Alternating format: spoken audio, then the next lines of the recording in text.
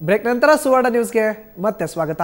ಬಯಲು ಬಹಿರ್ದೆಸೆಗೆ ಕಡಿವಾಣ ಹಾಕಲು ಕೊಪ್ಪಳ ಜಿಲ್ಲಾ ಪಂಚಾಯತ್ ಅಧ್ಯಕ್ಷ ಟಿ ಜನಾರ್ದನ್ ನಸುಕಿನ ಜಾವವೇ ಫೀಲ್ಡ್ಗೆ ಇಳಿದಿದ್ರು.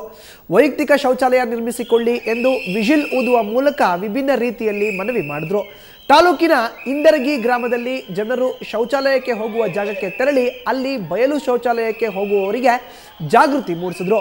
ಸರ್ಕಾರ ವೈಯಕ್ತಿಕ ಶೌಚಾಲಯ ನಿರ್ಮಾಣಕ್ಕೆ 10,000 ರೂಪಾಯಿಗಳ ಅನುದಾನ ನೀಡುತ್ತಿದ್ದು ಇದನ್ನ ಬಳಕೆ ಮಾಡಿಕೊಳ್ಳುವಂತೆ ಮನವಿ ಮಾಡಿದ್ರು.